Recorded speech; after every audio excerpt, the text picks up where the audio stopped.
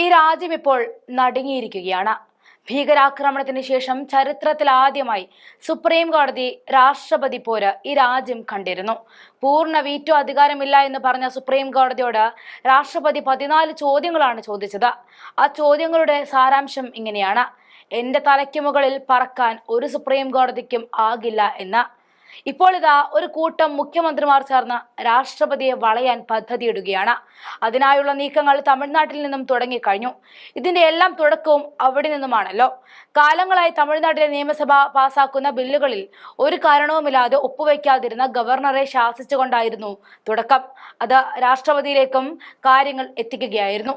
രാഷ്ട്രപതിയുടെ സുപ്രീം കോടതി പരാമർശത്തെ എതിർക്കണമെന്ന് ആവശ്യപ്പെട്ടുകൊണ്ട് BJP ഭരിക്കാത്ത സംസ്ഥാനങ്ങളിലെ മുഖ്യമന്ത്രിമാർക്ക് സ്റ്റാലിൻ കത്തയച്ചിരിക്കുകയാണ്.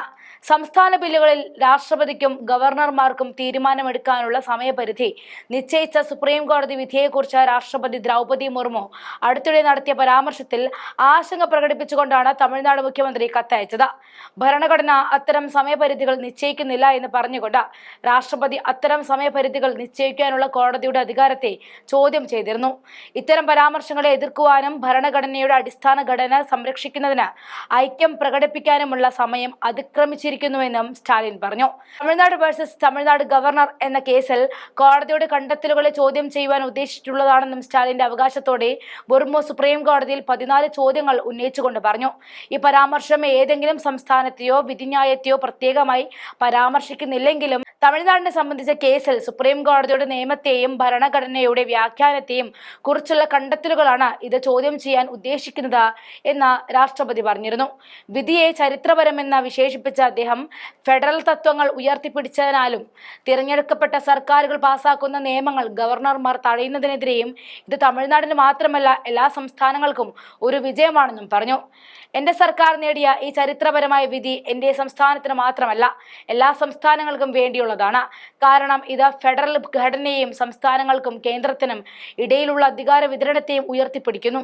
അങ്ങനെ ജനാധിപത്യപരമായി തെരഞ്ഞെടുക്കപ്പെട്ട സംസ്ഥാന നിയമസഭകൾ നടപ്പിലാക്കുന്ന നിയമനിർമ്മാണങ്ങളെ യൂണിയനിൽ നിന്നും നിയമിച്ചതും തെരഞ്ഞെടുക്കപ്പെടാത്ത ഒരു നേതാവുമായ ഗവർണർ തടസ്സപ്പെടുത്തുന്നത് ഫലപ്രദമായി തടഞ്ഞു എന്നാണ് സ്റ്റാലിൻ കൂട്ടിച്ചേർത്തത്. പ്രതിപക്ഷം ഭരിക്കുന്ന സംസ്ഥാനങ്ങൾ പാസാക്കുന്ന ബില്ലുകൾ വൈകിപ്പിക്കുവാനോ തടയുവാനോ BJP നേതൃത്വത്തിലുള്ള കേന്ദ്ര സർക്കാർ ഗവർണർമാരെ ഉപയോഗിക്കുന്നുണ്ടെന്നും അദ്ദേഹം ആരോപിച്ചു. BJP നേതൃത്വത്തിലുള്ള കേന്ദ്ര സർക്കാർ പ്രതിപക്ഷം ഭരിക്കുന്ന സംസ്ഥാനങ്ങളുടെ പ്രവർത്തനത്തെ തടസ്സപ്പെടുത്തുവാനും ഗവർണർമാരെ എങ്ങനെ ഉപയോഗിച്ചു എന്നതിന് നാം എല്ലാവരും സാക്ഷികളാണെന്നും ബില്ലുകൾക്ക് അംഗീകാരം നൽകുന്നതിൽ അവർ അമിതമായ കാലതാമസം വരുത്തുന്നുവെന്നും സാധുവായ ഭരണഘടനാപരമായ നിയമമോ അല്ലെങ്കിൽ അതല്ലാത്ത കാരണങ്ങളോ ചുമത്തി അനുമതി നിഷേധിക്കുന്നുവെന്നും ഭരണഘടന ചില വിഷയങ്ങളിൽ മൗനം പാലിക്കുന്നു എന്ന വസ്തുത മുതലെടുക്കുകയാണ് അവർ ചെയ്യുന്നതെന്നും സ്റ്റാലിൻ പറഞ്ഞു വെച്ചു. ഗവർണർ സംസ്ഥാന മന്ത്രിസഭയുടെ ഉപദേശപ്രകാരം പ്രവർത്തിക്കണമെന്നും അത് അനിശ്ചിതമായി വൈകിപ്പിക്കാൻ കഴിയില്ല എന്നും സുപ്രീം കോടതി വിധി വ്യക്തമാക്കിയിട്ടുണ്ടെന്നും സ്റ്റാലിൻ ഈ മുഖ്യമന്ത്രിമാർക്ക് എഴുതിയ കത്തിൽ പറയുന്നുണ്ട്.